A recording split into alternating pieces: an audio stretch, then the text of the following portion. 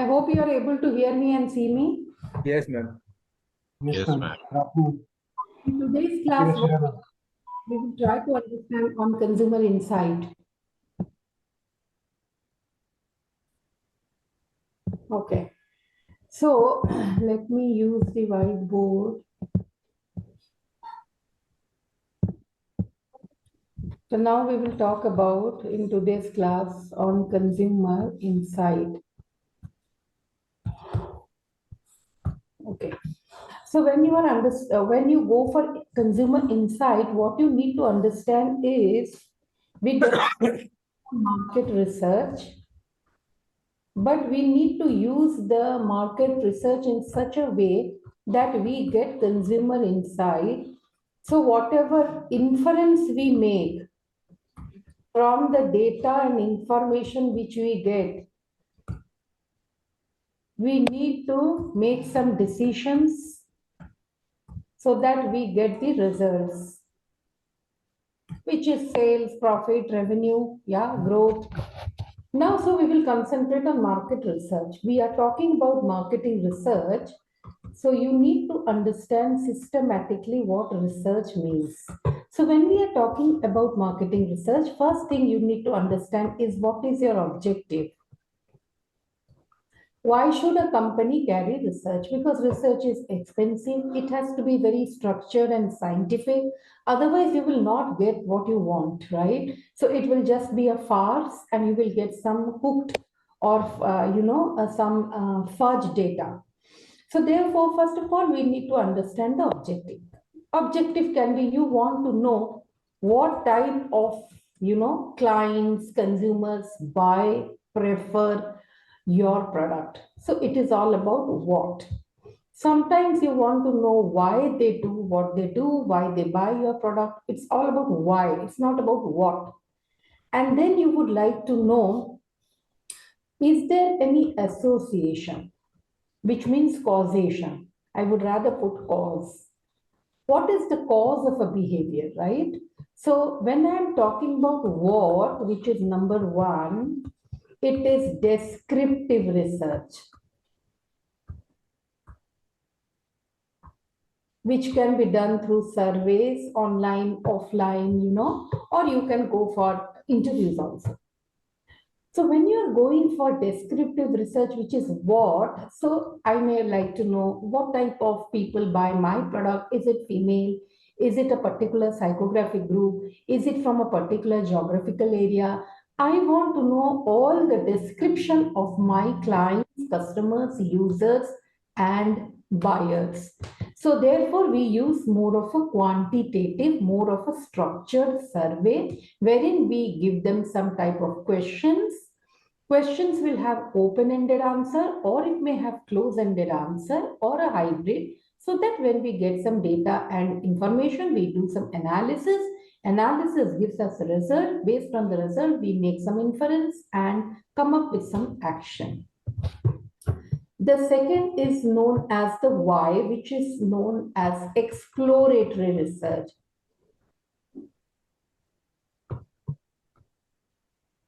When we go for exploratory research, which is all about why, it is more of a qualitative, indirect method which we use.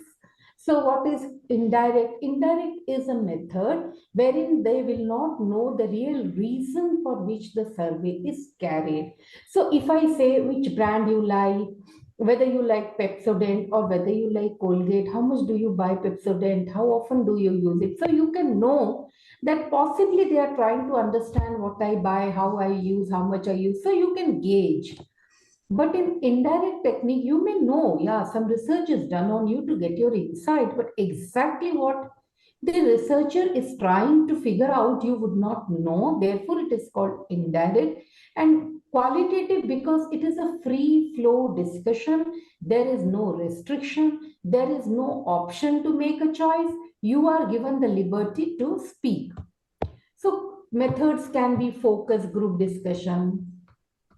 It can be ethnographic studies, or you can go for, word association tests. Or you can go for many other high-end tests like Zaltman metaphor, elicitation technique, mean end chain, which is called laddering technique. So there are many high sophisticated techniques. But here we use it to explore the why aspect because we don't know the reason. Number three is the cause, the causation. What can be the cause of A and B? Is it that A is directly related to B? Is it that A is resulting in B? For example, if I would like to know, okay, let me run a consumer sales promotion, which means with one you get one free. Yeah.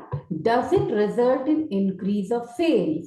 So I would like to know the consumer sales promotion, the association it has with the sales, and hence whether it is causing an increase, a decrease, or equal sales.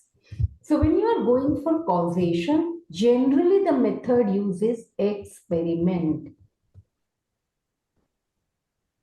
So we go for experiment design. There are different types of experiment design. One can be scenario based, one can be lab based, one can be real field based experiments. So experiments are to be conducted in a way where you need to have either within or between. These are the groups. So when I say within, so let us say these are the consumer A, B, C.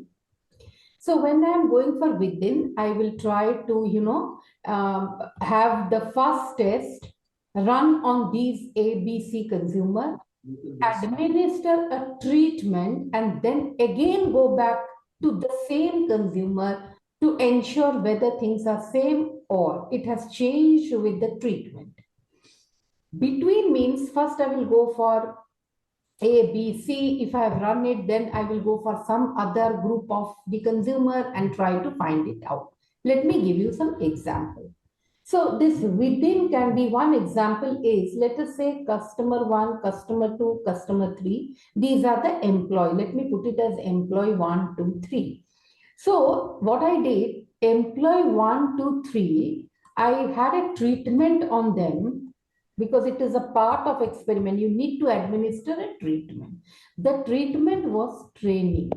So I gave them training and then I tried to figure out their performance before the treatment and after the treatment, the group remaining the same. So before I administer the treatment, meaning before giving them training, I will try to capture their performance. Then we will go for the treatment wherein I give them training. And after training, again, I gauge the performance and see whether there is a difference of performance before the training and after the training. If after the training, the performance has increased, that means training is causing a hike or increase in the performance. So you figured out the relationship between the treatment training and the outcome, which is performance. If I go for between, then it will be employee one, employee two, employee three. What I will do is I will administer the treatment, which is training, and for employee 4, employee 5, employee 6, there will be no treatment, meaning they are control group. These are test group because I have administered the treatment. Then what I will do, after the treatment is administered to these people, treatment not administered to these people, I will go for capturing their performance. If the treatment group has performed better than the control group, that means the training is effective.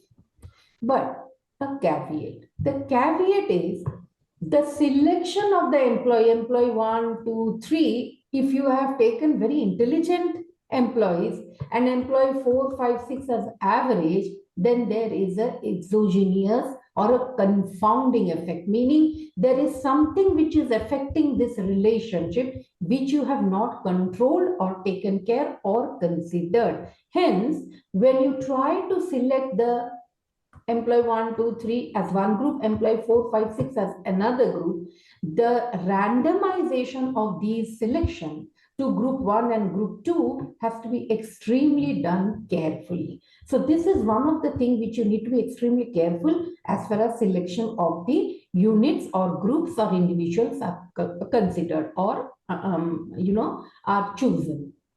But does it mean that in survey we don't have such errors? We may have.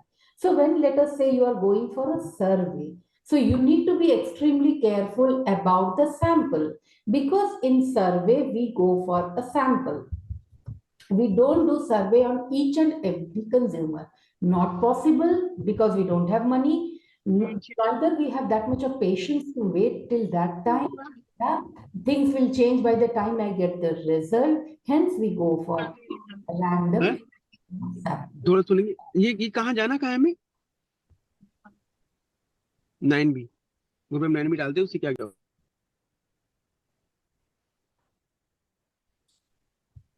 Yeah, there was a question. Yeah, please go ahead. Any questions?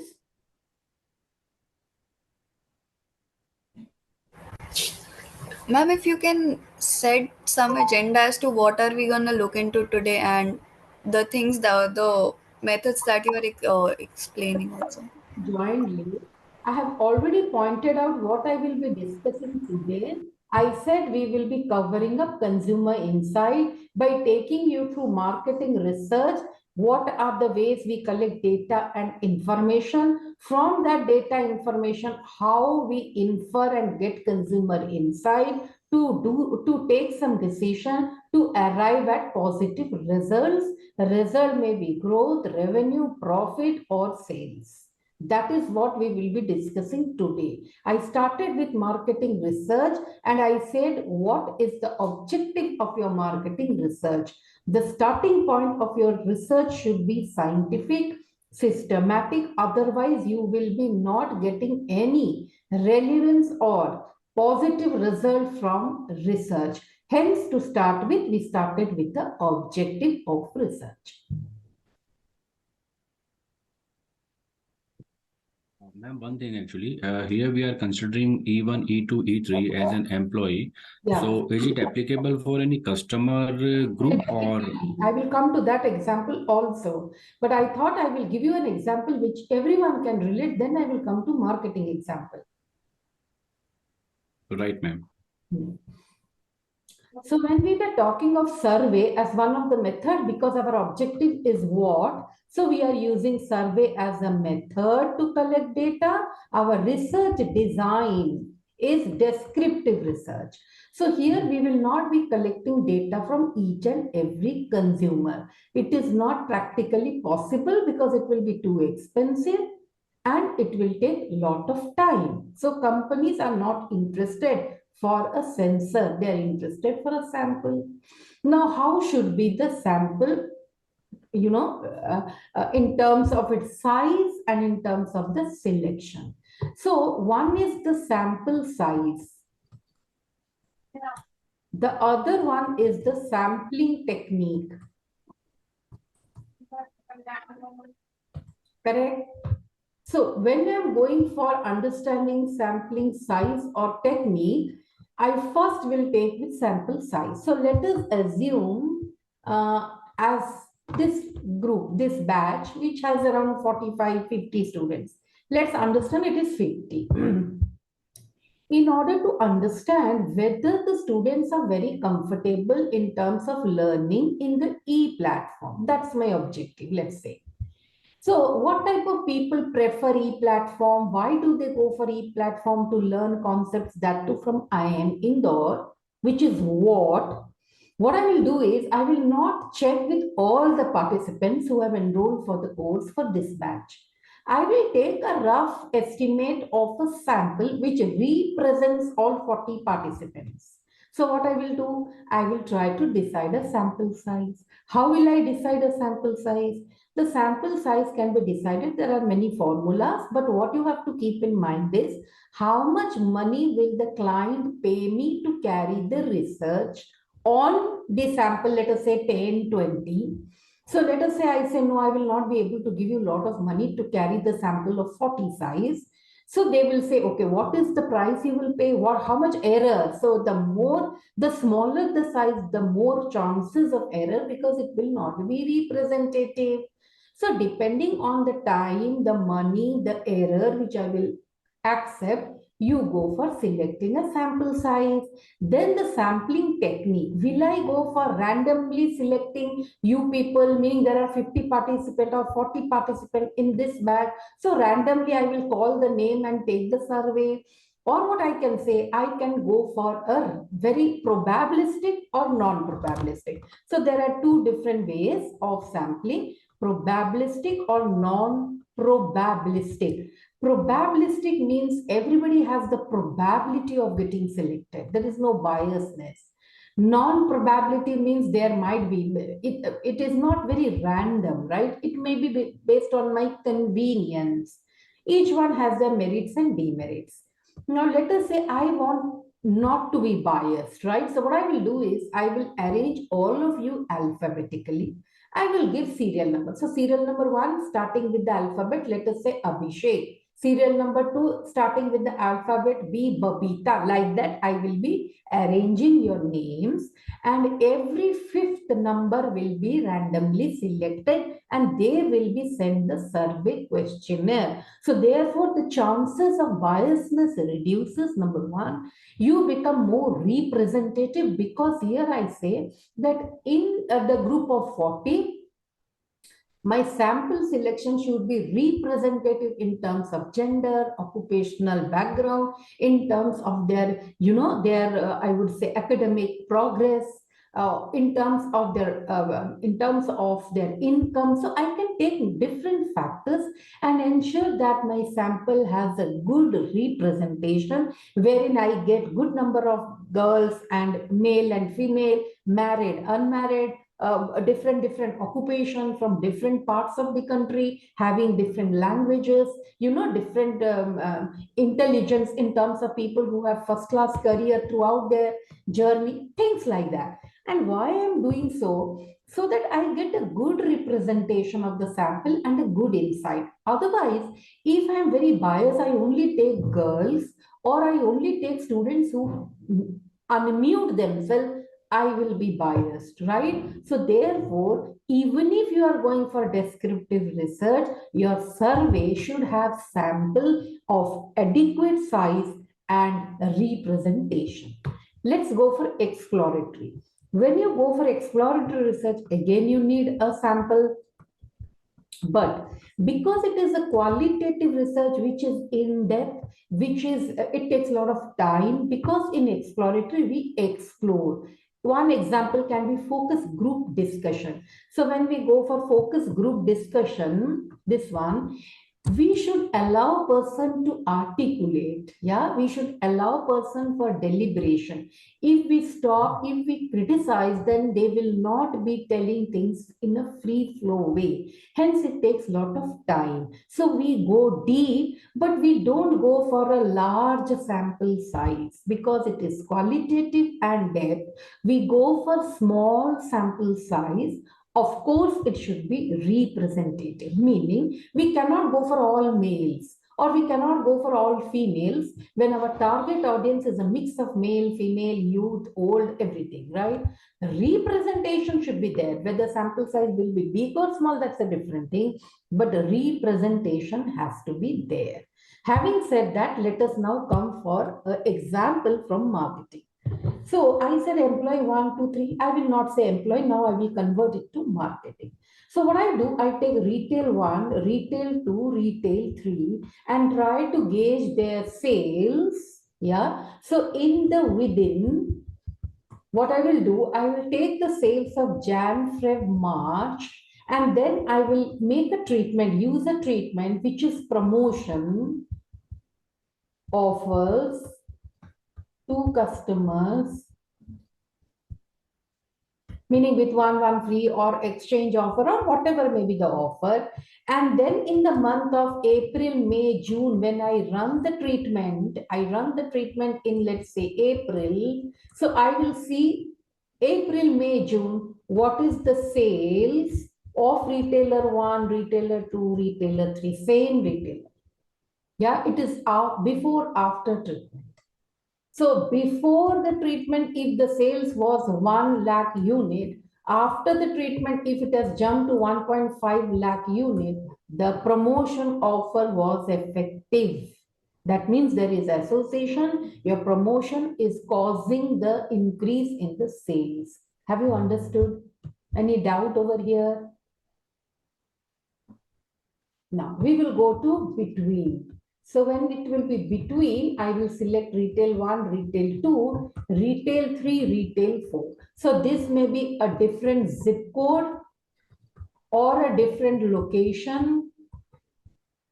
Here it will be same. So let us say the location over here. So I'm trying to figure it out in Indore. So Indore in the AB or the main city vis-a-vis Indore in the area of Mahu, two different areas.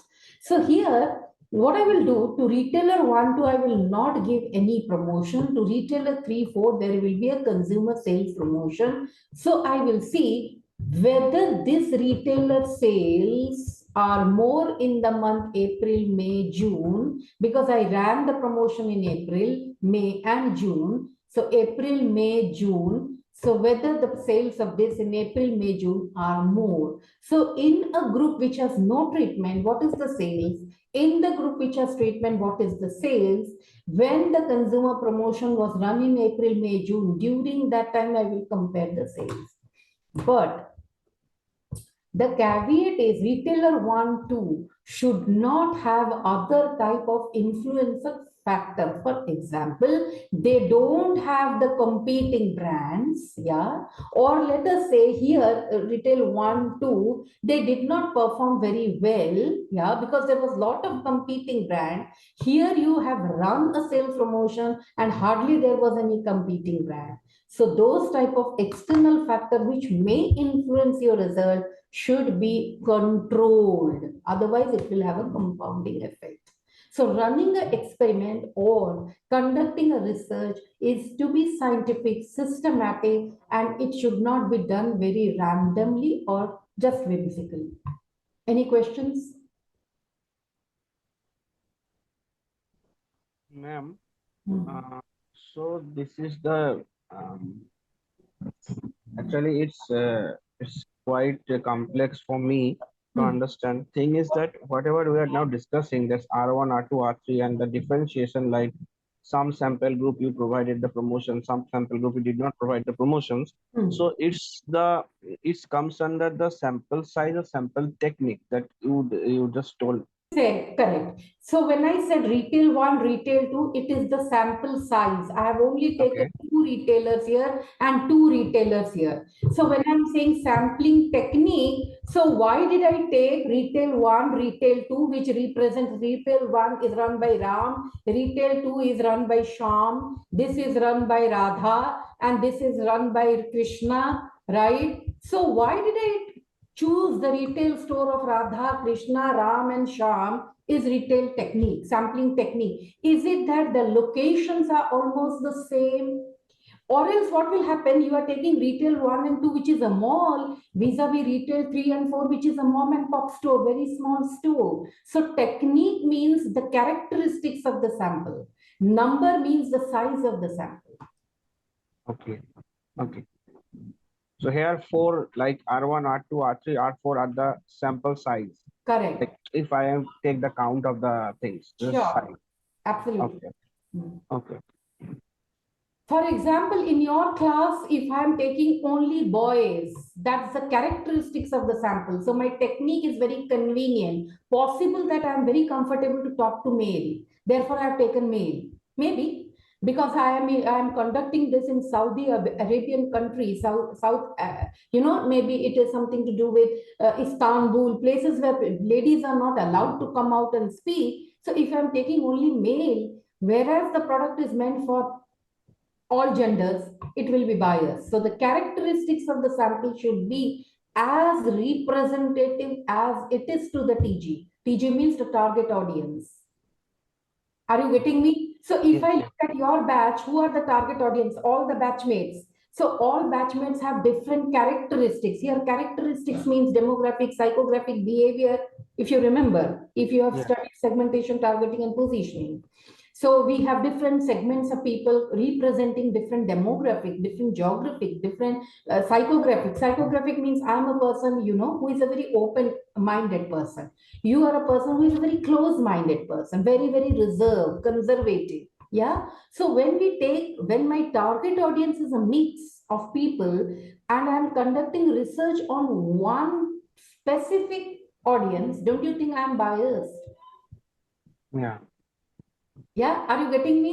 So Yes. therefore, you need to understand that when we are going for conducting research, your TG should be representative of the sample as Sample. much as possible. Yes.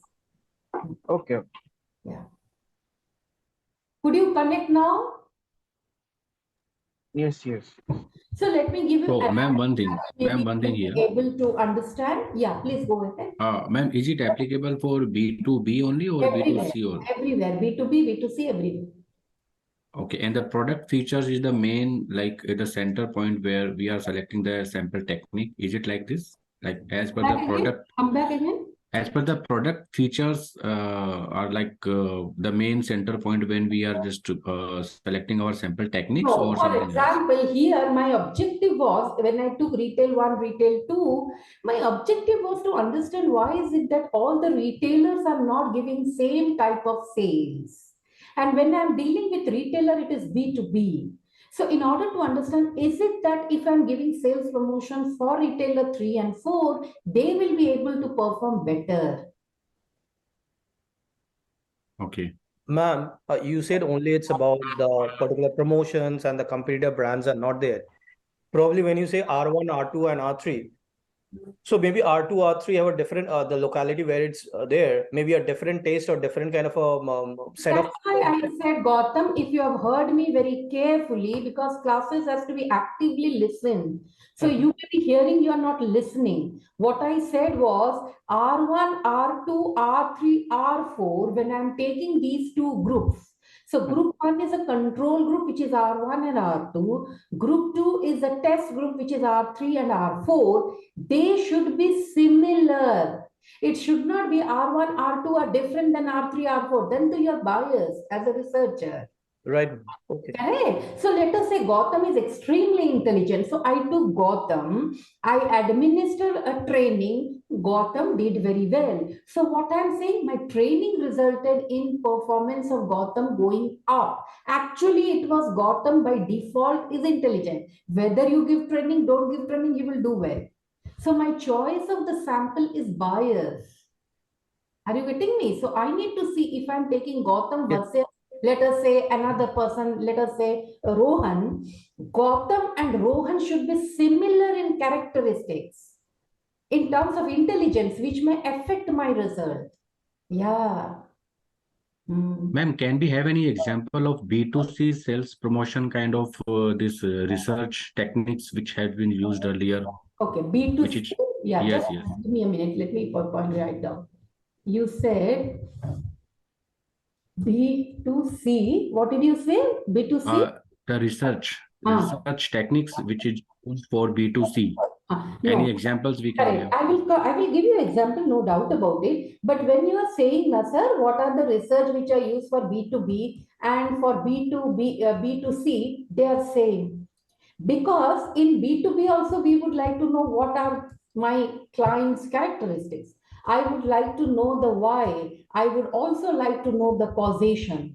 So therefore, when these are my research, design, therefore my methods will be almost the same. Yeah. Because in B2B, a little bit we can understand about our like retailers and these all. But in B2C, actually, we are not able to understand the customers' perceptions earlier. Prior of research, Yeah, we I are not will able come to that. Yeah. Like for example, Nasar, what you said was, let us say a retailer. Let us take retailer like Reliance Digital. Okay. So if he is my client because I am selling to him the appliances or the electronic items, so I have to understand what he is doing.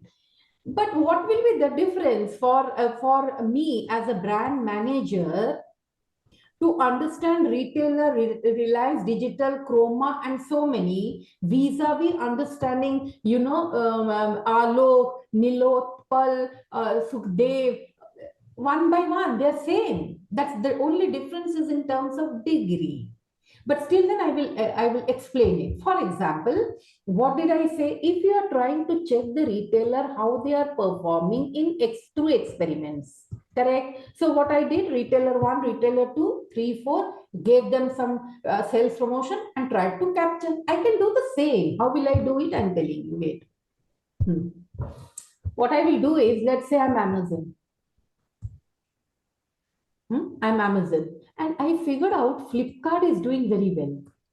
Flipkart is doing extremely well. So Amazon will target the end consumer and try to give consumer promotion, which means if you are buying from my platform, you meaning who? Meaning Alok, meaning Nilotpal, meaning Sukhdev. Yeah. If they are buying from my platform, they get 20% discount during Diwali. Okay, so what I will see whether this 20% discount is increasing the sales, not of retailer, of individual consumers. So only the checkpoints are different. Yeah, so I will take an aggregate count in which month the entire year Amazon will do a study. Yeah, will do an experiment. So what it will do during the seasons, like festive season, during Diwali, during Dashera, during a new year, like that, it will select some 4-5 occasions. Yeah, and it will run the sales promotion, and then it will try to capture, are sales increasing, and sales is all individual level consumer, are they buying more? Number one. Number two, if they are buying more and I am offering a blanket sale means anything you buy from my platform is 20% discount, which product is increasing the sales? Meaning, is it appliance, is it mobile, is it electronics, is it laptop? What material, what SKU is moving fast? Which month? Is it Diwali or Dashera where it is moving more? Is it that if I'm going for 20%, it is giving, for example, what they can go for different experiments. So during Diwali, they can go for 20% offer. During Dashera, they can go for exchange offer. Meaning, if you have an old thing, please bring and take a new one. You have an old mobile, exchange it, take a new one. They may go for price. This one is buy one, get one free. So they will try to experiment different types of sales promotion to the end consumer across 3-4 occasions and see the results. And then they can give a good hit to Flipkart. So they will figure out possible Flipkart is not going for such type of, different deep discount, or it's not going for different types of discount, and therefore they are not able to garner more footfall or more sales. But because we went for a lot of different type of experiments with sales promotion, we figured out that the promotion which is to do with exchange are far better than the other type of promotion. So then what we will do, next year we will go for exchange offer and not for other type of promotion. So we go for such type of experiments. Ma'am, just one question, ma'am. Here, suppose, when we are talking about occasions here, so when I'm talking about Diwali or when I'm talking about Holi, for an example, so these are not biased, ma'am? These will not be under biased? It will not be biased. Reason being, why it will not be biased? What did I say? Amazon is checking with Flipkart. The competition is coming from Flipkart. So see, you don't do research just like that. You do some secondary research. You try to understand there is some problem, but I'm not able to, identify what is the problem. So I figure out people are moving to Flipkart. They are buying a lot of, product. And this is happening more during Diwali, Dashera, because Indian culture is that during the occasion, they buy a lot. Dhanteras, there is a culture that you have to buy gold. Got it? So therefore, when I understood my competitor is doing something, then I will try to figure out what will I do so that I am able to beat my competitor, and hence I'm doing a research. What type of promotion, during which occasion, for whom, all these research will give you a lot of data, lot of Sure. information. Yeah. Great, ma'am. Thank you. Yeah. Yes, Mr. Sanyod Gita? Madam Sanyod. Ma'am, I had a question. Is that like our brand will be doing post-marketing observational studies, Mhm. and they will have a certain number of people trying the product Mhm. for a certain period of time, Mhm. and basis that study, and then questions on that will be asked, and basis that study, they will have certain clinical reports Mhm. which they can use for promotion also if they are good, like Yeah. this much percentage of moisturization and all. Sure, So sure. what kind of research will this come under? Qualitative research? I'm telling you, generally, when we go for new product development, so you need to be extremely clear why you are doing a research. So when I do a research to develop a new product and launch it, how much new is the product? Is it a radically new product? Yeah. So then it goes through 8 stages of development, you know. So in the 8 stages of development, the third stage, which is called concept development and testing, and then the 6th stage, which is called product development and testing, and the 7th stage, which is called market testing, we go for using different methods of testing. So in concept testing, we will test only the abstract product. The product is not there in physical form. In the 6th stage, which is product development and testing, we have the product. The prototype is there. We go for testing it on the consumer. Finally, in the 7th stage, product is manufactured at a little larger level, not only as a prototype, and then it is tested. Now, when you conduct all these tests, it can be done in many ways, either a qualitative or a quantitative or a combination. So sometimes, as you say, in market test, what we do, the product is developed. This is called as a sales wave test or a simulated market test. There are different ways of testing it, or a full blown market test. Here, we give the sample to the consumer and we ask them, free of cost we give, and we ask them to try it. Once they try it, we check with them. Did you like the product? What improvement you want? Let us say they say, yes, we like the product, or they don't give any reply. Then again, we reiterate to them. We ask them, please take the sample, we give another sample, or we may give the competitor sample, and then we try to gauge their response through questioning. Sometimes we can do it through observation. How? Let us say the product is launched.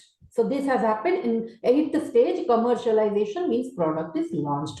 Year 1, the product did extremely well. Year 2 did well. Year 3, the sales has gone down. Now, when the sales went down in the quarter 1, again down in quarter 3, again down in quarter 4, I have to figure out what can be the reason. So I found out the reason is that there are people who are preferring the competing brand. How will I know this? Market intelligence from my sales, from the retail inputs.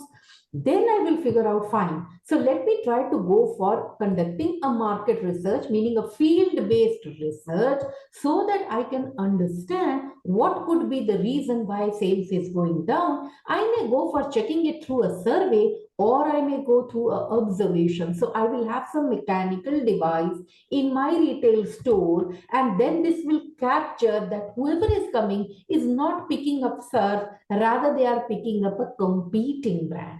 That's the observation method. Or else I can go for a survey method. Anybody who is entering into the market after the person had made the purchase, I will conduct the exit survey method, meaning I will ask them question with alternatives. So there are different combinations. This all depends upon your objective. Yes, Sakshi. Ma'am, I have two questions. Yeah. One, suppose I am a marketer and I need to launch a product this Diwali. Yeah. So if I do a backward calculation, then to summarize, first I will do primary research. I will collect the data, and based on the secondary research and all these things which you have told me that we will send it for sampling, then product testing. So is there a dedicated time that my new product launch would happen before Diwali? Because Yes, then I'll have to give the manufacturing time also in consideration. sure, absolutely. You need to have a deadline. Therefore, we say third CPM, which is activity plan, right? So it's not that Sakshi, during this Diwali, you will be launching. It cannot be done in such a haste. And it all depends how much is the product new. Is it that the product is just a cosmetic change? You can do it, just change in the packaging.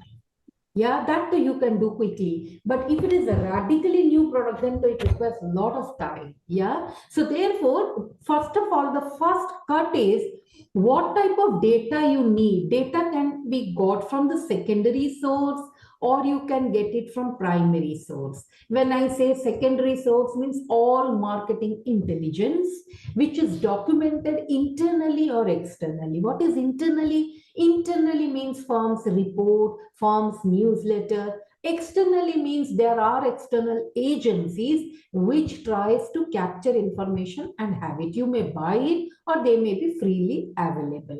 So that those are two. One is internal and one is external. So if your information can be got from internal, external source, don't go for primary because it is expensive, it takes time and requires expertise. But if, like, for example, why data you will not get. I have a very good report which says what are the type of features people look for when they go for a mobile. I know what are the features. I don't know why they look for that feature. So if I would like to know why a person is preferring these features, I need to go for a primary first-hand field research. Yeah. Secondary research may not be very customized. They are available. Sometimes they may be costly. Sometimes they may not be exactly customized to my requirement. Sometimes they may be cooked. But primary source of information, which requires you to go to the field and get the data, you can customize it. Yeah. So therefore, first cut is, would you do it with the secondary source or do you have to go for a primary? So if you can do it with the secondary source, look at the sources, like for example, the internal source, your company record, your company's annual report, that will tell you whether you are doing well or not. You need not to check and ask. But if you feel your company's report just says about your company, you would like to know about the competitor, the economic, socio-cultural environment, consumers' preference, go to external secondary source of information, which you can get from Statistica and many other sources.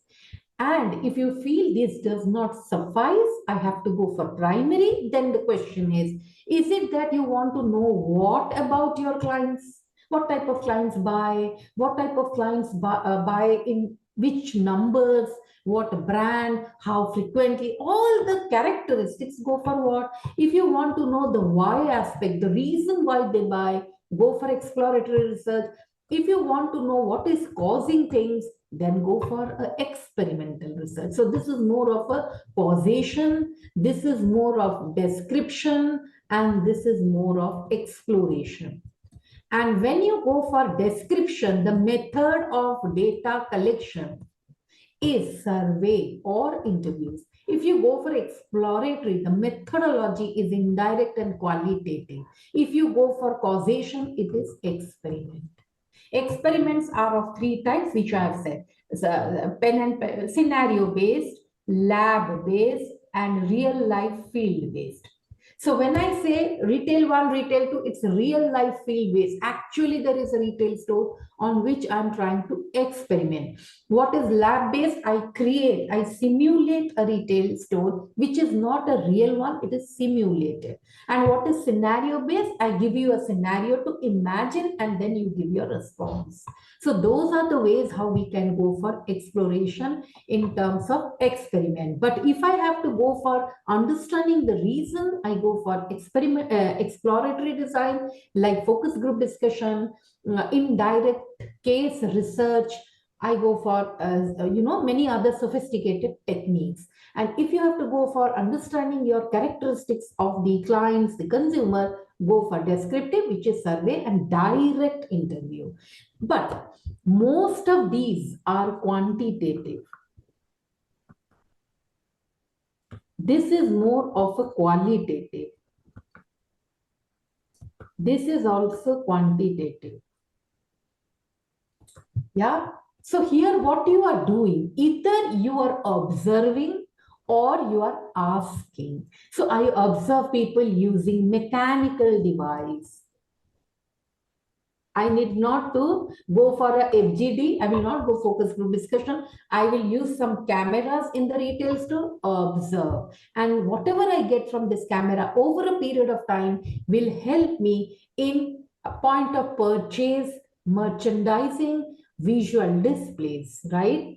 I can also go for using mechanical device, not depending what people do or say. Here I'm depending on what your brain is trying to gauge and understand. So I will neither ask you nor I will observe you. What I will do is I will put a mechanical device onto your head, or I will ask you to wear a specs, and this will tell what is happening to your brain, which part of the brain is getting triggered, what is the function of that part of the brain, and I get the answer. For example, let us say I am showing you two products. One is red in color with a promotion, sales promotion, meaning some offer. The other one is very light in color, maybe light blue, no sales promotion. So when I use this, any of the mechanical device, so I will figure out when an individual who is using a mechanical device, on whom I have planted a mechanical device, of course, with the permission. So there I see that they are getting triggered to buy this product, whereas for this stimuli, they don't get triggered. Why? Because when they're exposed to this stimuli, a particular part of the brain gets the flow of the blood, and that brain is to do with impulse buying. Therefore, there is a hot button which says please buy. Yeah. Yes, Sakshi. This is called neuroscience. Yeah. Please go ahead. Ma'am, we all were discussing marketing mix of boat in the last class. So boat comes with a new product every 2-3 months. So I just want to correlate that what type of research do they do when it's a challenger company has just boosted up their sales within 5 or 6 years. So what type of research pattern do they follow? And if we can compare it with Apple, which actually comes with a new product on a global basis every year. Yeah. See, sometimes they go for, there are different combination, and these are very secret things which companies don't reveal. Yeah. So still there I will tell you, these are combinations. Sometimes what happens, this was a company which are from Lay's. What they did, even the top management, the CEO, they go to the field. They observe people in the retail store. So this chips company, that is potato chips, when they observed, they figured out that people were not comfortable with the sound which was coming out when they were having the finger chips or potato chips. So therefore, the company, through observation, through discussion, informal corridor discussion, talking to their employee, looking to information flying in the secondary source, gauging on the sentiments which are happening in the digital platform, you can come up with new products, coming up with launch of new flavors. There are combinations. It all depends upon your objective. If your objective is explore, so you cannot get data from secondary. You need to go for FGD. You can conduct a FGD offline or online. Yeah. Let us say your objective is people are telling something negative about my company. Can I do something in terms of managing the such sentiments through good corporate communication? Go to the online, figure out what is that people are talking about you. Yeah. So therefore, it can be combination, Sakshi. I cannot say because it's all secrets of the company. Yeah. Okay. So it means that there is no thumb rule of doing a research. No, it is all about the objective. Okay. Yeah. Hmm. Of course, the way you conduct the research has to be scientific. It's not that today you saw something, tomorrow you immediately jump to do some research. Next day you make a questionnaire. The next day you bring in some data and then do some software and tool you use to do the analysis. Then you come up with a report. It cannot happen like this. It is very systematic, very scientific. Step 1 has to be followed, then step 2, then step 3. It cannot be from step 1 you jump to step 5. It cannot be. Yes. And similarly for the global brands who want to come into the local Any brand, markets. global, local, regional, private, any brand. Yeah. Okay, thank you, ma'am. Yeah. You know, like for example, a small retail store here we have by the name, I'm forgetting, just a minute. This is Bhavrilal. This is a retail store which sells snacks, samosas, sweets. The other day I was discussing with them. I said that the food which you sell in terms of snacks, namkeen, sweets, why is it that there is a big footfall in your store and the taste is very different? What do you do? So they said, you know, we try to understand the local taste. We have been in business for so many years. So we know the local taste of Indore and they belong to Indore. That's one. Second, they always try to figure out competitor, what are they doing, right? What is that consumers are preferring? Nowadays, consumers are preferring healthy food, safe food, hygiene food. Yeah. So, and brands. So, Bhavrilal as a regional brand is a known brand. Yeah. And they said we are very clear what is that we want to offer. So, they said we are clear about our quality, our taste, health, hygiene. So I said, can you tell something about hygiene? So he said, look, madam, we, of course, in Indore, we have a place which is called Chappan, meaning there are many stores wherein you can go and have the local taste. It has a lot of footfall. I said, why you people are not present there? He said, madam, we don't want to have a shop wherein people will stand outside and eat. We want to give them an ambience, a comfort, environment, which is hygiene, clean. They can sit, eat, enjoy, and have the taste, quality, and health offered to them. So it is all about what you want to give and what is that consumers are, I would say, prepared to pay. So every time it is not required that you have to have a very formal, lengthy research. Sometimes you can go for having informal discussions. Yeah. So discussions can tell you, Indore has this type of taste. Indorean people love to have this type of, I would say, ingredients. Like I don't like the Indore food, but given a choice of all the food, I like Bhavila. Yeah. So why don't I like the food of Indore? Indore is known for food because I come from a very different region. From the very childhood, my tongue has a different taste. So therefore, I am used to certain type of oil, certain type of ingredients, certain type of making of the food. I would not like a lot of pudinas put into it. Yeah. So it is something which you need to do a research, you need to talk to people, you need to explore, observe, have a pulse on the intelligence of the market and the consumer. Yeah. And let me also tell you, Sakshi, if you are on the digital platform, it becomes a little easy. How it is easy? Digitally, you can see the traces of the consumer. So how much they are buying, how they are buying, when they are buying, with product A, whether they are buying product B. So that becomes easy for you to capture. Yeah. So therefore, capturing this over the past 10 years can help you to project it, right? So therefore, Sakshi, research is not that easy, I agree, but then it is not that very difficult also. It is something which you would love to explore. So it is a continuous process. It's not that once I do the research, I am done with it. Yeah. Thank you, ma'am. Okay, so now, any question on the rough framework? Any question? If you have, please feel free. Yeah, feel free to ask me. Okay, so now can I ask what type of research you people do?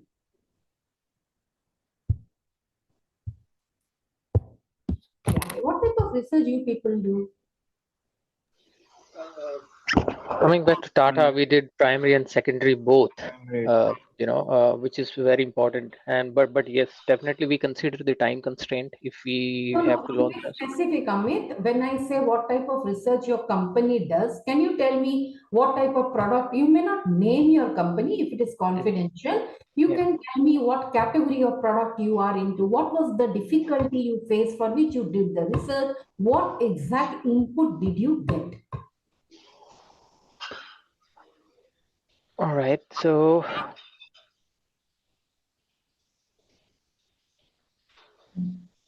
all right. So there was a geospatial industry related product which was expensive in a sense. If I'll have to really quote it, it was 3.5 CR for an Indian market, right? And what that product does, you mount it on a vehicle, you do the survey, and you do the reality capture, and that is something used by Google so that you can actually see the building, the poles, even the road, what is happening there, right? And so we did some research, and we were able to find out that there is a market. Even the government of India has done Okay, fine. the recommendation, so Fine. that way we were able to understood Understood. Yes, how do we market. Sakshi and then Tarang, if you could be extremely specific, let me give you an example of Dove. You know what Dove did? Dove came up with, if you have seen Dove, if you have seen H&M, they have changed the definition of beauty. Initially, Dove said beauty means moisturizing cream means all these things means a beauty. Beauty means a sleek figure, a zero figure, beautiful face, white face, white skin, all those things. Then Dove ran a campaign wherein it said, you define what beauty is. And then people started, defining what beauty is. For somebody, it is fat, bulky, which is beauty, dark skin beauty, short height beauty. Yeah. So Dove projected this in their advertising campaign to be more, to have more connect with the consumer rather than differentiating. Yeah. So how did this idea come to the company or to the brand? So when you always interact with the consumers, with the market, you are in the field, you understand the sentiments, you explore, you talk, you interact, you involve the consumer in the process. Yeah, they give you a lot of insight.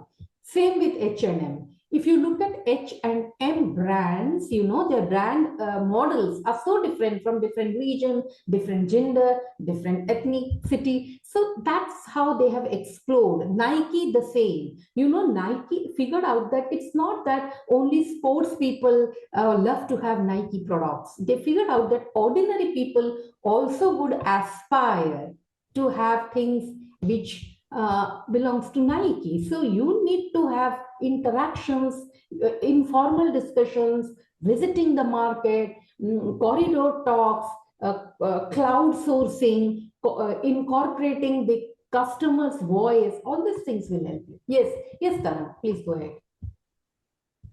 Yeah, ma'am. So quickly putting, like for one of our clients, Intel, Intel had a problem statement like they were struggling to put Intel Evo as what it is in the minds of the consumers. Like, do consumers consider it to be a processor or a technology? What Intel Evo actually is.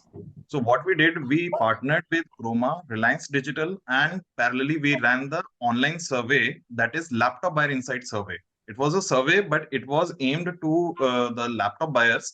Like, while you are buying the Intel Evo laptops, be it from Acer, Asus, or any other brand, Dell or HP, for you, what Intel Evo stands for. And that's where it was shocking result for Intel that none of the buyers were aware of. Most of them used to consider Intel Evo as a processor, whereas the processor is i5, i7, i9 processors. So that's where the company entirely changed the communication this year. And during the Flipkart Big Billion Day sales, they projected Intel Evo as the title partner, and the entire awareness communication changed. So this is how a real life example I would like to share. Similarly, if you look at different countries, for example, if you look at America vis-a-vis China, Chinese people love to take selfie, which is not in case of America. So in America, people are more obsessed towards the product technology and upgradation. Whereas in China, it is more to do with how beautifully I can take the selfie. Will I be able to edit it well? Will I be able to share with it? This is the culture. So when you are designing a product, and if you do not keep this into your, into your cognizance, then you will be a flaw. For example, in China, if you are using communication wherein you take models who are fat, bulky, it will not stick. They can associate with model who are zero size, because in China the culture is very sleek and they love that. Similarly, in case of Barbie dolls, they are not very successful in China. The Barbie dolls had a brown eye which had an American look. So you need to understand probe with the consumers, otherwise there is no way out, no shortcuts. Yes, Sakshi. Ma'am, so yeah, I was working with an American customer itself, Abercrombie and Fitch, if you have heard of it. So it was basically a brand which was fashion oriented, both for men's and women's. So our research used to start at least 1.5 to 2 years before the product was supposed to go in the store. Basing on the trend research reports which we used to get from CSI, and there are so many agencies which conduct the global survey of the trends which would be coming in the next seasons. So we would have the mood boards, and also apart from that, from the stores we used to get the projected sales data, and we used to make a comparison and then design the new product which would be coming in the market for the next upcoming season, maybe 4 seasons before. Sure. So everything was like, it was of course it was pre-decided, Yeah. but yes, it was on the basis of the trends in the market and the reports which you used to get from the stores. Sure. Good. Yeah. Yes. Anything else? Any other example anybody would like to find? So what I will do today, I wanted to give you just a framework. We were not able to proceed further. So just let me go through. Arpita, just quickly, very shortly, if you can give the example, and then I will go. So I will set first the framework, and then we will go with discussing examples from B2B and B2C. Yeah, please. Yeah, I was working as a vendor of the Google thing, and while I was working under Google My Business. I started with them. So when Google My Business came, even the Google was facing lots of problems. Like, it was a pilot batch. Yeah. And then they have multiple, market research options like Google Ads and also different surveys and all. From them they got to know that there is a big need of Google My Business concept, but the people are not aware and how to connect with them. Then only they came up with the concept called near me concept, which is now it is booming. If you can see everywhere in the TV, they do the ad of the near me concept. So that is, I think that is one of my till now I have watched a very good turnover into their product. Even I will tell you, initially they were even paying the customers to register in the Google My Business. Like if you're registering your business in Google My Business, they used to pay something, a very nominal amount of, I think, 500 or something, but they were giving that. But that was also a big failure. People were not registering after getting the money as well. But yes, that was a very, very tremendous big success of near me concept when they came up with the Google Map and Google My Business both. And slowly then they came to the Google AdWord thing. Yeah. Now we all know about it. Sure. Okay. So now we will take a quick look at how do you measure customer experience or satisfaction or understand about their voice. Very quick way of doing is NPS, which is Net Promoter Score. So what you do, instead of going for a very long survey, just go for a very short question asking, like for example, I may ask, Arpita, would you like to, recommend a particular brand which you are using? So let us say she is using Pepsodent. So I will say, Arpita, would you be recommending Pepsodent to your friends? On a scale of 0 to 10, kindly mark it. So if Arpita gives 9 and 10, meaning she is a promoter. If she gives something which is 0 and 2, meaning she is a defector. So take the difference between how many said 9, 10 and what percentage gave 0, 2, 3, and that gives you the net promoter score. A very quick way of gauging what people think. The second is customer satisfaction, which I said go for a survey. Survey should be such that you should be able to capture relevant things, and it can be done after the transaction has happened or before, depends on which phase of the purchase you are trying to capture the satisfaction. The next is your customer effort. This is a very important score. It means, let's say you have an online presence, let's say income tax, or let us say your public service, like re-registering, renewing your, your insurance or registrations of vehicle. So if you are doing things online, wherein you download the form, you fill it up, and then you give it, upload it, go and get it done, the entire process, what was the effort? Do you think you had to put a lot of effort? Is it that the effort was very quick, fast, seamless? That also can be captured. Next is customer churn rate, meaning as a company, I had 50,000 customers, but by the end of the year, I only have 40,000 customers. So what is your churn rate? If the churn rate is very high, it shows that you need to address it. Yeah. Next is customer lifetime value. Why is it that only few customers are again and again coming to you, but you are not able to get new customers? Or you are able to get a lot of new customers, but you are not able to, hold, or you are not able to continue your old customer. So customer lifetime is all about old customer, your I would say existing customer. They are coming again and again. If the score is high, you are good in that. If the score is less, meaning customers come first time, they are not happy, they don't come second time. Next is your customer retention. Are you able to bring new customers and see that they stick to your company? Or is it that, let me take the example of an app. So if you have an app, people download the app, then delete it, they download the app, it is deactive, they download the app, and then they don't use the app. So what is the rate by which you will be able to see that people not only download the app, they use it and use it again and again? So that's the retention. Then customer journey analytics. So please go through the entire journey of the customer and see in each of the phases what is that people are giving you as indication. Meaning, is it that the people are going, they are putting everything in the basket, but then they don't purchase? So there is less conversion, even if there is a element of putting things into the basket. Or is it that people are buying product and they are returning? Is the return fraudulent? If the return is fraudulent, how did you know it is fraudulent? Check the history of such customers, see how much product he has returned, what has been the reason of return, and then try to, modify your return policy. Maybe you can make your return policy liberal for people who are not fraudulent, and make the return policy little more conditional with if but, and for them try to restrict their fraudulent behavior. Next is customer health score. What is customer health score? Health score is the customer a weak customer, a loyal customer? How will you know? Let us say there is a customer who has gone for a paid annual subscription vis-a-vis a customer who has gone for a free subscription. Naturally, a person who has gone for a paid will be a healthy customer because he will come back and he has paid the money, right? So there are many parameters which can tell you whether the customer is healthy in terms of how much transaction is having, how long he is having, has he paid or is it free? There are parameters which you can check and give the scores. So these are some of the things which you need to keep in mind, and then we will take each one of them very, very, in detail to understand exactly how we will capture things. When should you capture? Once you capture, how will you go for designing your marketing strategy? Yes.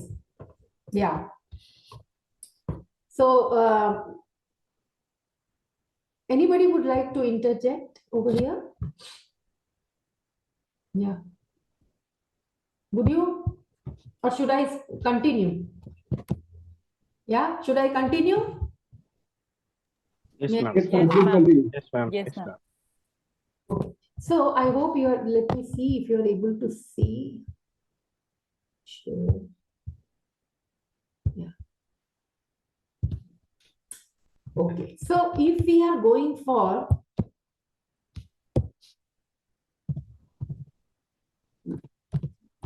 so like if we are going for Ma'am, I have a question. Yeah, please go ahead.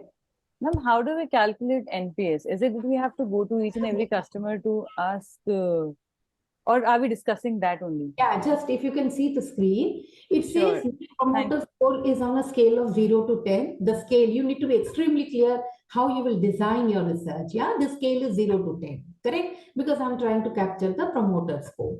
So you will ask a very simple, straight one question. How probable are you to recommend our company's product service to your friends or family? Right? If 10% of the respondents, they say we will recommend like 9 and 10, some say 0, 2, 3, 4, and some say 6, 7, 8. They are categorized into 3 categories. One is called promoter, which gives 9 and 10. One is called as a passive, who gives 6, 7, so they are indifferent. And there are people who give below 6, so they are defector. Please figure out how many gave below 6, how many gave 9 and 10. The difference will tell you the net promoter score. Could I make myself clear? Yes, ma'am. So this is going to be a primary research method, Yeah, right? Where we naturally, have because I'm asking them. Yeah. Yeah, everyone. Correct. So, madam, this can be done either online or this can be done once you have purchased the product at the last juncture of your purchase, but one question only. Yeah. As a feedback. Yes, but it has to be primary, it has to be for your brand, it has to be from your target audience. If your target audience are female, you are asking male, it is irrelevant, waste of money. Yeah. Ma'am, it has to be done from the consumer only, right? Who has because you want to, absolutely, from consumer. So that is going to be a TG only, because then you can't go wrong about the TG, right? No, if it's a consumer. Madam, if the TG is only female, you cannot ask a male consumer, right? Okay, so is it possible that, for example, my product has a female TG, and can I have a male consumer for that? I should you. Right. So that means only if it's for the consumer, then naturally it's going to be directed towards the TG. Absolutely, yeah. Got it. Yeah. Okay, thank you. Yeah. Next is, so you will go for the difference. Next is customer satisfaction, which I said as a survey immediately after the purchase. You can go for calculating customer satisfaction score. How many of the total respondents, let's say 100, they said positive, and so from 100, only 20 said positive, you can know your score.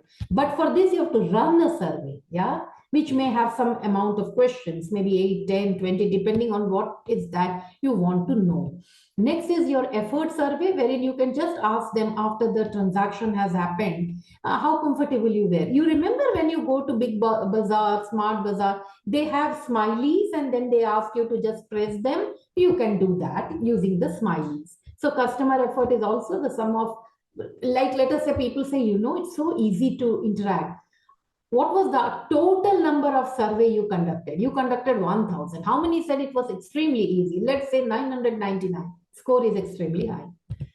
Next, we will go for customer churn or attrition rate. So in the beginning, how many customers you had? At the end, how many customers you have? So figure out and go for the calculation. So in this case, you had 400 in the beginning. In the end, you had 350. The difference is 50 divided by 400, meaning the original number multiplied by 100 will be 12.5%. It's not a good number, right? So if the churn rate is very, very high, 12.5 is not that bad. Had it been 50, then it's extremely bad. So you figure out over the months, over the years, over the quarters, is the percentage increasing, decreasing? So there has to be a benchmark. Customer lifetime value is the customer value. For example, customer A, he buys one, let's say for Starbucks. So customer A who buys Starbucks coffee, which is 500, and he comes to the shop 10 times. So 500 into 10, right? And how many years he is there. So that's the way how you will calculate. Customer retention rate, as I said, at the beginning and the end, and divide that with the starting number, meaning how many numbers were there in the beginning. Then I have a question. I will complete this and then sure. No health score is all about these are the indicators which you have to use, and then you will know whether the customer is healthy, weak, or at risk. So let us say a person hardly uses your product. He has just taken a free subscription. He does not go for interacting. Yeah, he is just almost inactive. App liya hai to he never uses it. Money spent is, I have never seen him buying using the app. And he's neither willing to participate in the survey. He never interacts with the company nor comes back. So then that means it's a weak health of the customer. So in that way, you will try to address through the quantitative. These are all quantitative based on descriptive. I have not gone for exploratory, which I will go for the exploratory in the next class. Yes, please feel free and go ahead. Thank you, ma'am. Ma'am, I was asking a question that how do we calculate customer lifetime value? So what we do, there are different ways, depends upon what is the number which you have. Very simple thing which I have said is, let us say I will use the whiteboard.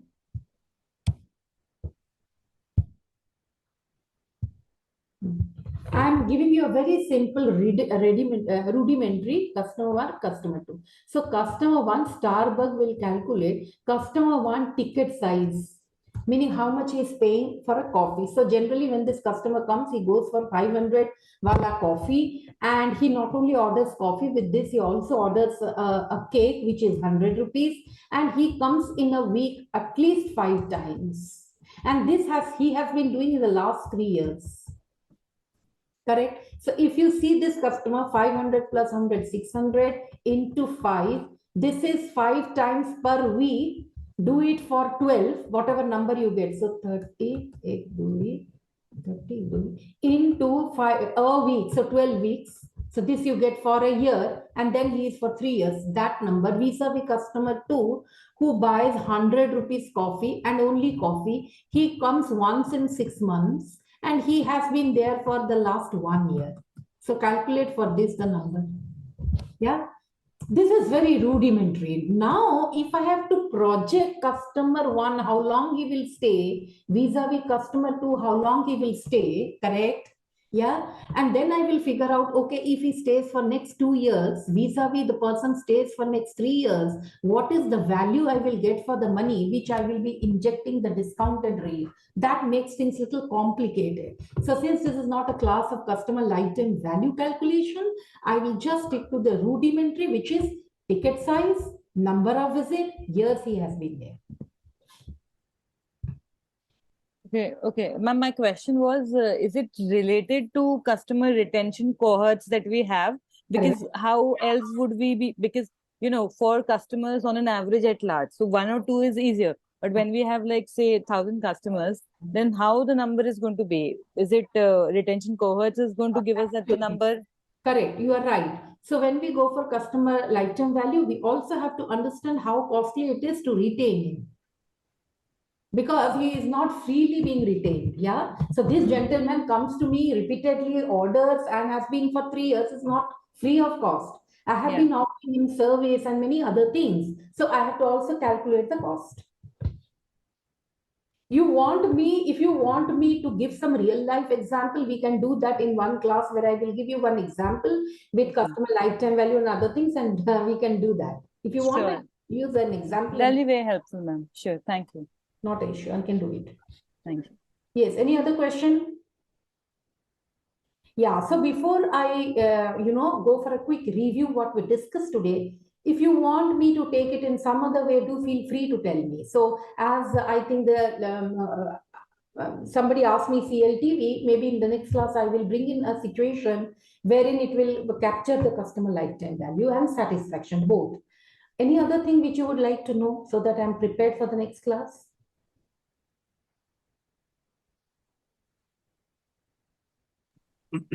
How to focus the demand? Come back again. How to focus the demand? Demand is different. You have different 3 ways of demand capturing. What people say, which is survey. Second is what people do, which is test marketing. And third is what people have done, which is linear equation you will use and extrapolate what people have done. Yeah. Yeah. So this is done in 3 ways. Because you have asked, so I am feeling little curious to give you the answers. So what people, just a minute. Yeah, so generally when we go for new product development, now madam, So stage 1, 2, 3, 4, 5, 6, 7, 8. In stage number 4 and 5, we go for demand estimate. And of course, demand estimate is an approximate figure. You can do it in 3 ways. What people say, what people have done, what people do. Do means test market. So what I will do, I will run the product in a sample representative city for a couple of weeks and months and see whether people who are buying the product, are they going for a repeat purchase. Second is I go for what people say, which is survey. So I will run a survey and see how many people are expressing that they will definitely buy, and how many out of them are saying we will not only buy, but we will buy second time. So those are the things which you can capture. Now, what people have done is I will take the past statistics. So if statistics says, in year 2021, 2022, 2023. So quarter 1, quarter 2, quarter 3, quarter 4, depending on my sales, I will extrapolate it to the next year, which is 2024. But there is a catch over here. The catch is it depends on the type of the product. Now, let us say the product is a seasonal product, or this is a very, very new product. You may not get statistics of the previous 3-4 years, number one. Number two, if it is a radically new product, such product did not exist, you do not use this method. Yeah.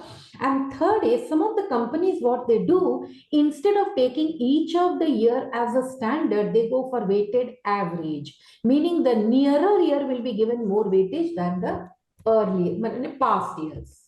Could I make myself clear, madam? Yes, ma'am. Yeah.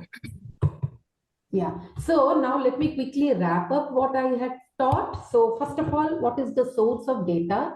Data is very, very important, and information. It can be secondary source. It can be primary source. It can be internal. It can be external. This depends upon whether you want for descriptive, whether you want to go for exploratory, whether you want to go for causation. Here, this is what. Here, this is why. Here, this is association. What is associated with what? So the methodology of collecting data will be very different. This will be quantitative surveys and direct interviews. This will be indirect interviews and qualitative method, and this will be experimental design. So even in those methods, there are a lot of variations. And this is more of a quantitative stuff. This is more of a qualitative stuff. This is more of a quantitative stuff. But this is all about what people say, and we are relying on their, memory, correct? Now, say or do because experiment. But sometimes we need not to rely on the people, what they do, what they say. We rely on what their brain signals. This is called neuroscience, a new, a field wherein you use some mechanical device which captures the brain flow or the flow of the blood to the different parts of the brain. And this gives you a feel what is going in the minds of the consumer and why they are behaving the way they are behaving. But there is a caution. The caution is you cannot just rely on neuroscience or mechanical device. There should be a complementary, because each method has their merits and demerits. However, neuroscience is a new science. It is a new method, very, in its infancy. So therefore, there is a lot of ethical issues involved in it. Would you want me to take this research methodology? What I will do is, I will do it in this way in my next class. One is I will give you a situation wherein you will calculate the CLTV, which has a relation with the customer satisfaction. I will also run few videos in the class so that you understand how neuroscience is conducted. As far as experimental design is concerned, what I will do is I will try to give you some real life example, maybe from B2B context or maybe B2C, makes no difference. You need to understand the experiments. I think that would help you to understand. Is that okay, or would you want me to do something else? That's okay, ma'am. That will be okay? Yeah. So just Yes, let me tell you, research is not difficult, but it is a very deep thing which requires a lot of energy and patience. Yeah, but it gives you a lot of insight. Okay, so I am done. If you have any questions, feel free. Maybe we can take a minute time. I'm already Ma'am, there is a submission basically. Today we have been gone through with this all technical terms of research and type of research and techniques and this all. So it's all like more technically facts and findings. So we will be required the particular any content or subjective material to study about it, because first we need to understand, because many of us are not belongs to directly research domain. I think so. Mostly we people are belongs to the marketing and sales and kind of like profile. So we need to first understand about the research and the techniques and the type of research and what are the like tools to make the research more beneficial. So we will be required a particular content so that we can go through with all these Sure. So facts what and we findings. do is I will give you some readings which will be easy for you to digest.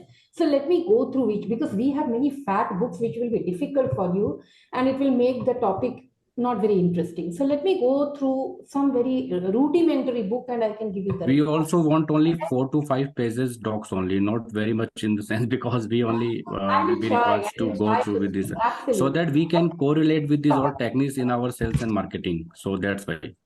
Look, one thing I will say, everything you will not get in 3 pages, but definitely I will give you the framework, the skeleton of it, which will be easy for you to learn. No issue, ma'am. No issue, ma'am. Allow me for And one more thing, ma'am. Ma'am, one more thing actually. Last week we had a query regarding the exam pattern and the content again. So we all are waiting for the same. Yeah. So this will be more of a, I think they said you can go for objective. I would like to go for designing such a question paper which will be easy for you to answer. I don't want to check you on your, how much you can by heart and vomit. So maybe will I go for a small situation and ask you people to give your, And ma'am, there is a submission for the to the management basically on the behalf of the group of marketing domain basically. In earlier session also we have been faced the same issue. Like the questions were very easy, but there was so less time to revert to No, answer. you will get enough time, don't worry. But if I'm from consumer behavior, I will definitely so take better to submit the submission to management from the all candidates. Like we can go through with any group discussions and presentations and any discussion on a topic, so that we can just evaluate how much actually we are getting in terms of I getting the don't think so. certification That and will all. be allowed because there is some norms and standard. This is just a submissions for the improvement. Yes. I understand. I don't deny upfront, but Alok, may I request you if you can put it in the form of an email to me? What is that? Yeah, definitely. Definitely, ma'am. Representing the Definitely, entire ma'am. group. Will that be okay? Yeah, sure, ma'am. Definitely.